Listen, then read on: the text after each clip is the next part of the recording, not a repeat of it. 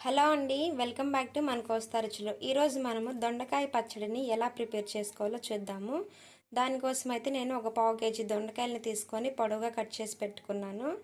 ఆ తర్వాత ఇందులోకి ఒక పెద్ద సైజు టొమాటో, ఆ తర్వాత ఒక 100 గ్రాముల పచ్చిమిర్చి, ఒక వెల్లుల్లిపాయ, ఒక 2 టేబుల్ స్పూన్ వరకు జీలకర్ర, అలాగే టేస్ట్కి సరిపడా సాల్టు, అలాగే ఒక లెమన్ సైజ్ అంత చింతపండు.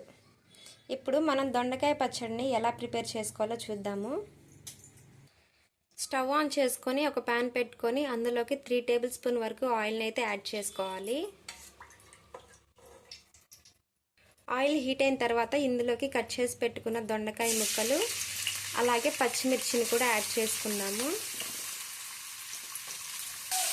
ఇప్పుడు వీటిని ఒకసారి బాగా మిక్స్ చేసుకోవాలి.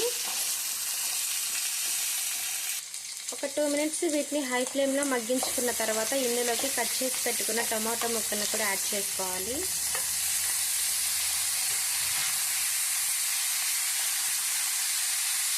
ఇలా తిప్పుకుంటూ గోల్డెన్ కలర్ వచ్చేంత వరకు మగ్గించుకోవాలి. ఇలా గోల్డెన్ కలర్ వచ్చేంత వరకు మగ్గించుకున్నామండి. ఇప్పుడు స్టవ్ ఆఫ్ చేసేసుకోవడమేను. వీటిని కొంచెం సేపు అయితే చల్లారనివ్వాలి. ఇప్పుడు ఒక మిక్సర్ జార్లోకి వెల్లుల్లి, అలాగే చింతపండు, ఇప్పుడు ఇందులోకి చల్లారిపోయిన దొండకాయ, పచ్చిమిర్చి, టమాటో ముక్కలను కూడా యాడ్ చేసుకుందాము. ఇప్పుడు ఇందులోకి టేస్ట్కి సరిపడా సాల్ట్ని కూడా యాడ్ చేసుకుందాము.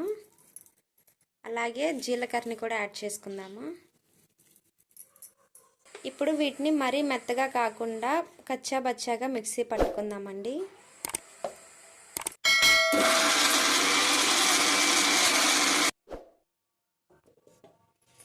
ఇలా మిక్సీ వేసుకున్న తర్వాత ఒకసారి మనం టేస్ట్ కూడా చూద్దామండి, చెక్ చేసుకొని సాల్ట్ అవన్నీ.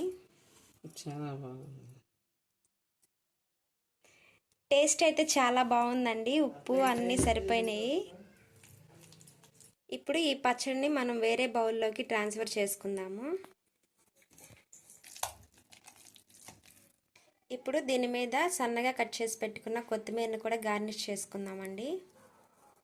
సో ఇప్పుడు మనకైతే దొండకాయ పచ్చడి అయితే రెడీ అయిపోయింది. ఈ విధంగా చేసుకుంటే దొండకాయ పచ్చడి అనేది చాలా టేస్టీగా ఉంటుందండి. ట్రై చేయండి మీరు కూడా. ఎలా వచ్చిందో నాతో అయితే షేర్ చేసుకోండి. అంతకంటే ముందుగా మీరు నా ఈ వీడియోని లైక్ చేయండి, షేర్ చేయండి. మన ఛానల్ని ఎవరైనా ఫస్ట్ టైం చూస్తున్నట్లయితే సబ్స్క్రైబ్ చేసుకోవటం మాత్రం మర్చిపోకండి. Thanks for watching.